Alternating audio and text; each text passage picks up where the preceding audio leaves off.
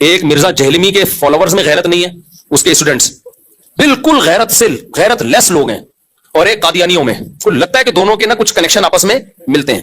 میں نے جو بھی ارشاد بھٹی کے انٹرویو میں کہا نا کہ میں پہلے سمجھتا تھا کہ یہ آدمی گمراہ ہے اور کچھ تھوڑی سی نالج ہے اس کے پاس, لیکن جب زیادہ سنا تو لگا کہ اس کے اوپر کی کھوپڑی ہے ہی نہیں, دماغ ہی صحیح نہیں ہے اس کا. لیکن جتنے ڈھیٹ مرزا غلام احمد قادیانی کے فالوورز ہیں نا, اس سے بڑے ڈھیٹ یہ اس کے فالوورز ہیں انجیل علی مرزا کی.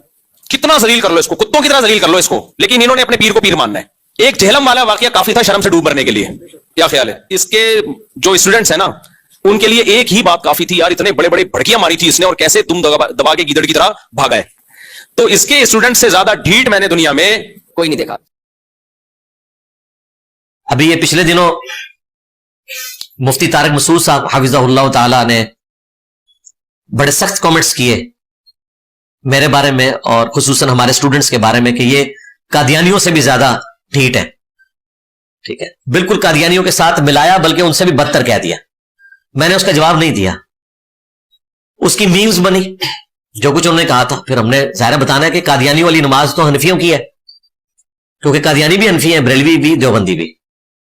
ظاہر ہم تو پھر اس طریقے سے جواب دیں گے. اور یہ میں نے اس کو ریبٹل نہیں کیا, میں نے پہلے کوئی ریکارڈنگ کروائی تھی, اس میں سے انہوں نے کلپ جوڑ کے ویڈیو کو کلیئر کیا.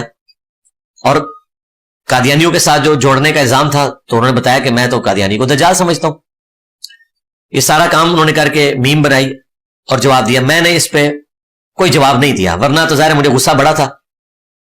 پھر میں نے 2 دن پہلے ان کے ایڈمن سے رابطہ کیا, جو امریکہ میں ہوتا ہے لڑکا احمد ابو طالب. میں نے اس کو آڈیو بھیجی اپنی اکیڈمی کے واٹس ایپ نمبر سے. میں نے کہا کہ یہ ویڈیو آپ لوگوں نے اپلوڈ کی ہے, مفتی صاحب کو بتائیں کہ اس طریقے سے اگر آپ کریں گے تو میں جب جواب میں آیا تو پھر میں تو آپ کو پتا ہے T20 کھیلتا ہوں. تو یہ کوئی طریقہ نہیں ہے. آپ نے کوئی علمی بات کرنی ہے وہ ضرور کریں, آپ کا رائٹ ہے, لیکن آپ اس ملک میں رہتے ہوئے اس طریقے سے کسی کو کہہ رہے ہیں. چلے میں تو ایک کنٹرول انوائرمنٹ میں بیٹھا ہوں. جب آپ کہتے ہیں انجینئر کے اسٹوڈنٹس جو یہ قادیانیوں سے بدتر ہیں, تو میرے کسی اسٹوڈنٹ کے ساتھ کوئی ایکسٹرا جوڈیشل ایکٹیویٹی پرفارم ہو سکتی ہے, اس کا ذمہ دار کون ہوگا؟ اور اس سے بڑھ کر اس قسم کی سٹیٹمنٹ کے اوپر آپ جوڈیشری میں بھی جا سکتے ہیں. پاکستان کے قانون میں اگر کسی مسلمان کو کوئی قادیانی کہتا ہے نا, یا قادیانیوں سے بدتر کہتا ہے اس حوالے سے, اور پروپیگنڈا کرتا ہے, اس کی لائف کو ونریبل کرتا ہے, وہ کورٹ میں بھی جا سکتا ہے. تو میں نے کہا ہم نہیں گئے, کیونکہ آپ نے ہمارے ساتھ نیکی کی تھی, جب ایک دفعہ سٹرائک تھی وہ آپ نے اٹھائی جو غلطی سے آئی تھی. تو یہ اب آپ اس قسم کی جو ویڈیوز ہیں نا, ان کو ڈیلیٹ کروائیں. تو اللہ کا شکر ہے مفتی صاحب کا میسج آ گیا کہ ٹھیک ہے جی ہم یہ ویڈیوز ڈیلیٹ کرتے ہیں. تو اس طرح کی جب کوئی ایکٹیویٹی پرفارم ہوتی ہے تو ہم بیک ڈور چینل کے ذریعے بھی رابطہ کر لیتے ہیں. ابھی مفتی اکمل صاحب کا بھی مسئلہ تھا, ہم نے باقاعدہ ان کو پمفلٹ بھیجا اور مفتی صاحب کو ان کے گھر کے ایڈریس کے اوپر ڈاک کے تھرو سچ پیپرز بھی ارسال کیے, اور آج والی ویڈیو بھی ان تک پہنچ جائے گی. ہم نے یہ تمام جتنے بڑے بڑے علماء ہیں نا, ان کو اپنے واٹس ایپ گروپس میں رکھا ہوا ہے, تاکہ جو ہماری ایکٹیویٹی ہے ان کے سامنے آئے اور وہ دیکھیں کہ ہاں یار یہ بات اس طریقے سے ہو رہی ہے, اور کوئی چیز ہے تو وہ اس کے اوپر ہم سے گلا شکوا بھی کر سکتے ہیں. مفتی اکمل صاحب نے ہمارے ایڈمن کے تھرو شکوا کیا کہ یہ جو ویڈیوز اپلوڈ ہوتی ہیں جس میں لکھا ہوتا ہے انجینئر کی چترول, تو میں کوئی اس قسم کا کلپ اپلوڈ نہیں کرتا, یہ خود سے لوگ اپلوڈ کر دیتے ہیں اور اوپر اس قسم کے تھمبنیلز بناتے ہیں. تو اس کے جواب میں آپ نے کوئی سخت لینگویج استعمال نہیں کرنی, کیونکہ میں نے تو آپ کا نام بھی نہیں لیا ہوا, اور نہ میں کوئی اس قسم کے ایٹیچیوڈ کو اچھا سمجھتا ہوں. اور واقعی مفتی اکمل صاحب بہت ڈیسنٹ انداز میں گفتگو کرتے ہیں. تو میں نے کہا ٹھیک ہے, آندہ کوئی بھی چیز آئے گی تو ہم اپنے ایڈمن کے تھرو ان سے پوچھ لیا کریں گے کہ ہاں یہ آپ نے اس طریقے سے بات کی ہے. اب یہ ویڈیو آئی ہے تو ہم نے ان کو اپنے واٹس ایپ کے ذریعے یہ کنوے کر دیا کہ ہم اس اتوار کو آپ کی ویڈیو کو ریبٹل کریں گے انشاءاللہ تعالی, اور علمی طریقے سے آپ کے معاملات عوام کے سامنے رکھیں گے. جو آپ کی اچھی چیز ہے اس کو اپریشیٹ کریں گے, اور جو غلط چیز ہے اس کو انشاءاللہ تعالی ہم علمی دلائل کے ذریعے رکھیں گے. اس میں آپ کے دلائل بھی رکھیں گے, اور جو ہمارے دلائل ہیں وہ بھی ہم پبلک کے سامنے رکھ دیں گے انشاءاللہ تعالی. اور یہ ادھار ہے ابھی مفتی حنیف قریشی صاحب کے لیے. یہ تو ابھی پاکستان اور انڈیا کا مسئلہ شروع ہو گیا ہے. ابھی مفتی حنیف قریشی صاحب کی پوڈ کاسٹ باقی ہے. وہ پہلے تو صرف انہوں نے تقریر کی تھی, پوڈ کاسٹ تو ان کی ہوئی نہیں ہے, جس میں 18 کے قریب کوشچن ہے جو بھٹی صاحب نے لکھے ہوئے ان سے پوچھنے ہیں. ان میں یہ تھانوی رسول اللہ بھی ہے. چشتی رسول اللہ پہ تو کتابیں بدلی ہوئی ہیں بقول ان کے.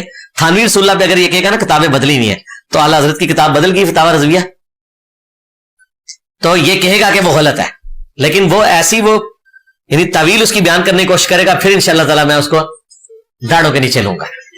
مجھے تو پتا ہے میں کس طرح دن کاٹ رہا ہوں. تو یہ اس نے پوری چلاکی اس وقت کی تھی کہ وہ رجسٹر نکال کے تقریر شروع ہو گیا. پھر اس تقریر کا جواب تو اللہ کے فضل سے ہمارے اسٹوڈنٹس نے پرانی ویڈیوز کی شکل میں دے دیا.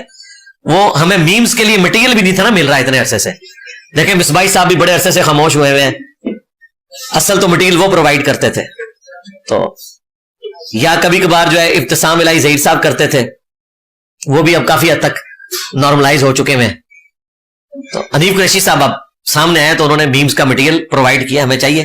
اور یہ ایک ذریعہ ہے دعوت پہنچانے کا, اس میں مقصد کسی کا مذاق اڑانا نہیں ہوتا. جو تم نے اقوال زرعی ارشاد فرمائے ہوتے ہیں نا, انہی کی میمز بنتی ہیں. یہ نہیں ہوتا کہ تم نے بولا کچھ اور ہے اور ہم اس کا کوئی مطلب کوئی اور بیان کرنے کی کوشش کر رہے ہیں.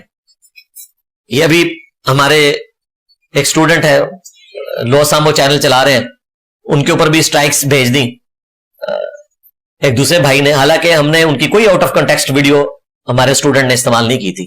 انہوں نے میرے اوپر الزام لگایا تھا, اس کا جواب انہوں نے میری ویڈیوز کی شکل میں دیا, جو میں نے ان کو نہیں جواب دیا ہوا تھا. کچھ جواب میں نے ڈاکٹر طیل قادری صاحب کو دیے ہوئے تھے, اس میں سے انہوں نے کاٹ کے ان کو جواب دیے. اس طریقے سے کچھ جواب میں نے اہل حدیثوں کو دیے تھے, اس میں سے کاٹ کے ان کو جواب دیے. تو ان سے ہضم نہیں ہوا, انہوں نے اسٹرائک بھیج دی. پھر میں نے بیک ڈور چینل سے ان سے رابطہ کیا کہ بھائی یہ کیا آپ حرکت کر رہے ہیں. تو انہوں نے کہا ٹھیک ہے ہم اسٹرائک اٹھا لیتے ہیں, یہ غلطی سے چلی گئی ہے. تو علمی اختلاف کو علمی رکھیں, آپ اسٹرائک نہ بھیجیں.